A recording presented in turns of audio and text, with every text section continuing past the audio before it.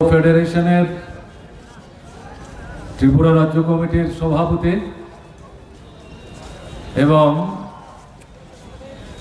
উপজাতি যুব ফেডারেশনের কেন্দ্রীয় কমিটি তার যে সভাপতি মঞ্চে আসীন আছেন আমাদের ত্রিপুরা বিধানসভা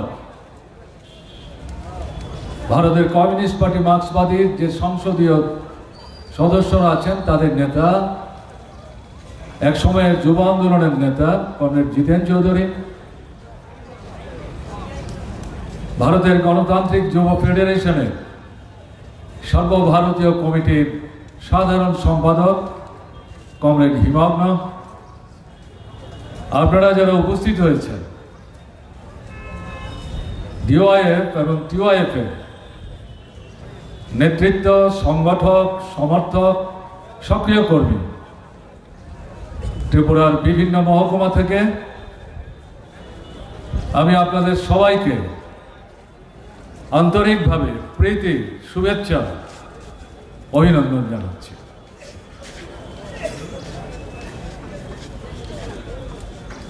যুবকদের সামনে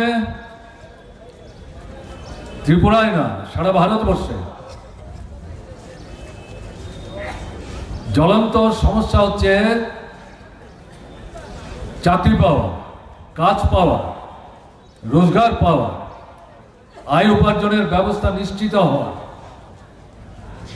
পরিবার প্রতিপালন, একটা সুস্থ পারিবারিক ব্যবস্থা, সুন্দর ভবিষ্যৎ। কোথায় কাজ শুনছিলেন? এগুলো বলে আমি আপনাদের ভারাক্রান্ত করব না। আমি যেটা আপনাদের কাছে বলতে চাই সংক্ষিপ্ত সময়ের আলোচনায়,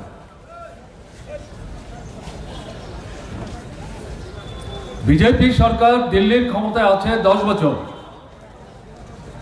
ত্রিপুরার ক্ষমতায় আছে 72 মাস, 6 বছর। অভিজ্ঞতা কি বলে? বিজেপি সরকার কেন্দ্রে রাজ্যে থাকবে,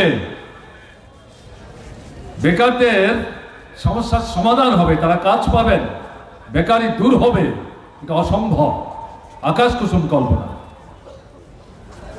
জিনিসের দাম নিয়ন্ত্রণে থাকবে, এটা অসম্ভব।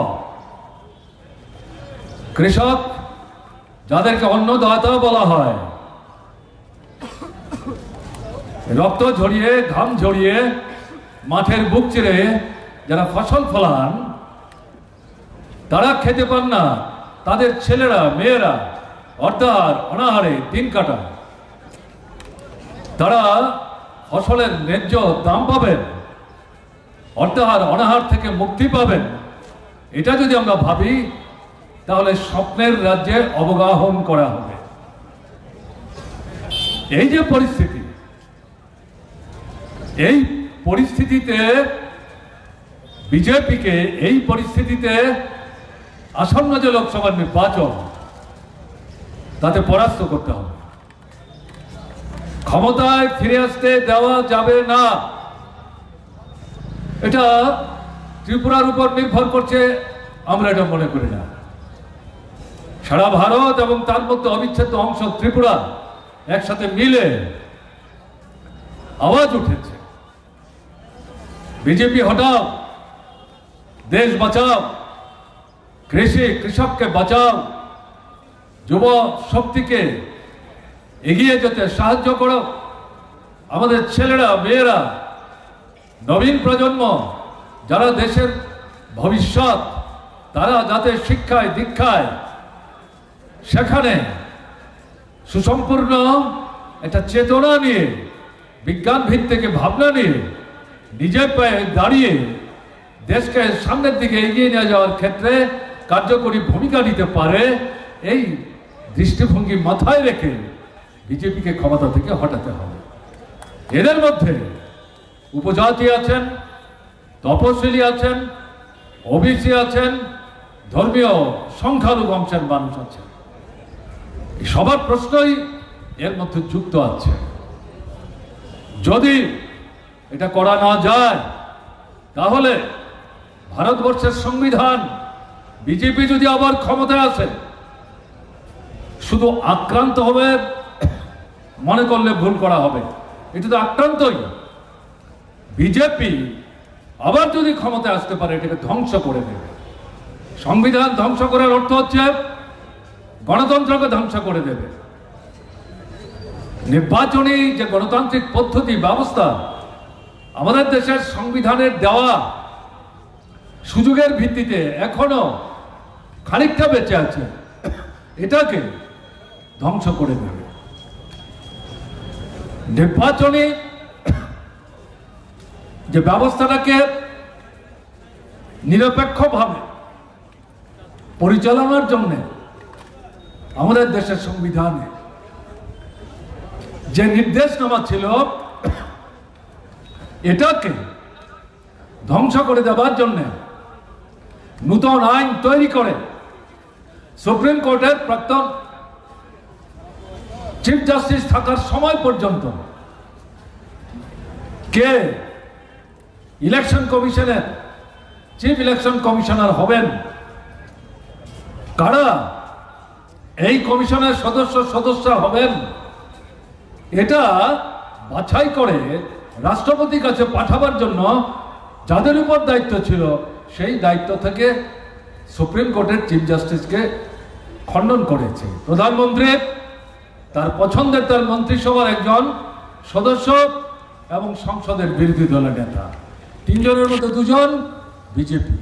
তার অর্থ কি এই নির্বাচনী যে কমিশনটা হবে এটাকে বগলদাবা করবার জন্য যা কিছু ছিটে ফুটা নিরপেক্ষতার আশ্রয় নিয়ে নির্বাচনটা মোটামুটিভাবে সম্পন্ন করার এতদিন পর্যন্ত সুযোগ ছিল এটাকেও ধ্বংস করে দেওয়া। বিচার ব্যবস্থা আমাদের সংবিধানের মধ্যে তার যে স্বাতন্ত্র এটাকে ধ্বংস করে দেওয়ার চেষ্টা হচ্ছে। সুপ্রিম কোর্টের বিচারপতি রাজ্যের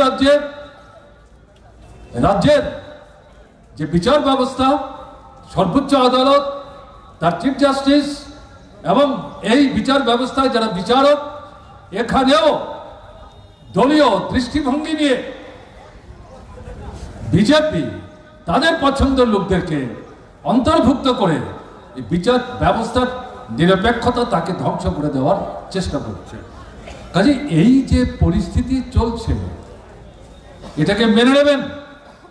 এটাকে মেনে নেওয়া মানে ভারতবর্ষের বুকে ফ্যাসিস্ট রাজত্ব কায়েম করার সুযোগ করে দেওয়া। বিজেপির নেতৃত্বে একদলীয় স্বৈর শাসন যার অন্তর্নিহিত মূল ভাবনা হচ্ছে ফ্যাসিস্ট রাজত্ব কায়েম করার, সেটাকে সাহায্য করা হবে। তাই আসন্ন লোকসভার নির্বাচনে এদেরকে পরাস্ত করবার জন্য সারা ভারতবর্ষে যে আওয়াজ উঠেছে সেই আওয়াজে ত্রিপুরার গণতান্ত্রিক আন্দোলনের সাথে যারা প্রত্যক্ষ পরোক্ষভাবে যুক্ত আছেন তাদেরকে গুরুত্বপূর্ণ ভূমিকা গ্রহণ করতে হবে।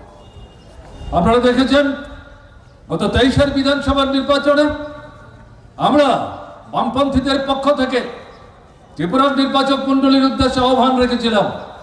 এই 5 বছরের দুঃশাসনে এরা প্রমাণ করে দিয়েছে এটা গণদুশ্মন, জনগণের স্বার্থের প্রহরী না, জনগণের স্বার্থের সংহারক, দুর্নীতি এবং এই যে সরকারটা সমর্থক হয়ে গেছে।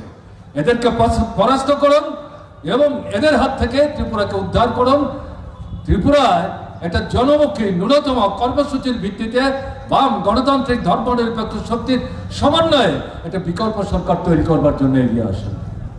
আপনারা দেখেছেন ভোটের যে ফল, বিশ্বাসঘাতকতা, বর্ণচূড়া, ময়ূরের পাখনা, কাক তার লেজে বেঁধে যেমন ময়ূর সারবার চেষ্টা করে আসলে নিজের চেহারা ঢেকে রাখতে পারে না, এরকম করে যারা এই নির্বাচনে বিজেপির বিরুদ্ধে কথা বলে গোপনে বিজেপির সাথে সমঝোতা করে বামপন্থীরা যাতে ফিরে এসে আবার একটা গণতান্ত্রিক পরিমণ্ডলে ত্রিপুরাকে এগিয়ে নিয়ে যাওয়ার মতো একটা সুস্থ গণতান্ত্রিক পরিমণ্ডল সম্পন্ন সরকার তৈরি করতে না পারে, বিশেষ করে উপজাতি অংশকে বিভ্রান্ত করা, বামপন্থীদের থেকে দূরে রাখা এবং উপজাতি অনুপজাতির মধ্যে বিভেদের যে ফারাকটা এটাকে প্রশস্ত করার লক্ষ্য নিয়ে এরা যদি কাজ না করতো তাহলে কিন্তু এই সরকার আসতে পারে না।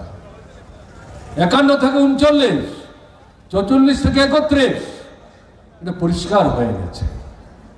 আজকের যে পরিস্থিতি, এই পরিস্থিতিতেও এরা যাদেরকেই প্রার্থী হিসেবে দাঁড় করাক না কেন, তাদেরকে গুণাবলী আছে নাই আমি এ নিয়ে কথা বলতে চাইছি না।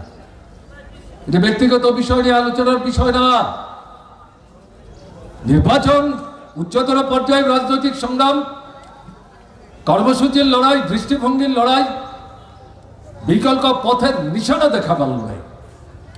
এই পরিস্থিতিতে সারা দেশের যে আওয়াজ উঠেছে বিজেপিকে পরাস্ত করো, আমাদের ত্রিপুরা তো বিধানসভার নির্বাচনে যেটা একেবারে দুর্গড়ে এসে বিশ্বাসঘাতকদের জন্য বাস্তবায়িত করা গেল না, এই লোকসভার নির্বাচনে ওই বিশ্বাসঘাতকরা এদের পেটে ঢুকে গিয়ে এই নির্বাচনে ওদের পরাজয় রুখবার জন্য ওদের প্রার্থীদেরকে জয়যুক্ত করে দিল্লির বুকে এই ফ্যাসিস্ট সুলভ শক্তিকে ক্ষমতায় রেখে ভারতবর্ষের গণতন্ত্রকে সমাধিস্থ করবার আকাঙ্ক্ষা নিয়ে যারা কাজ করছে তাদেরকে পরাস্ত করবার জন্য সংঘবদ্ধ হতে হবে।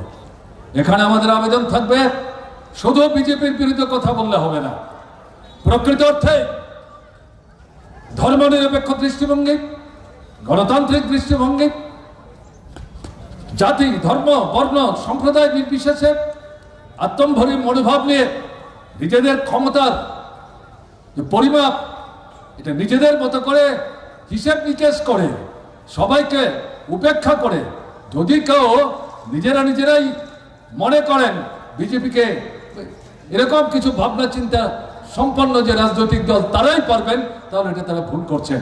সেই জায়গায় ত্রিপুরার বামপন্থী গণতান্ত্রিক দৃষ্টিভঙ্গি সম্পন্ন, ধর্মনিরপেক্ষ দৃষ্টিভঙ্গি সম্পন্ন যে সমস্ত জনগণ, তাদের উদ্দেশ্যে এবং বিশেষ করে যুব শক্তিদের উদ্দেশ্যে আহ্বান করব, ইতিমধ্যে আপনাদের কাছে দিন যত এগিয়ে আসছে এই নির্বাচনের ছবিটা পরিষ্কার হয়ে যাচ্ছে।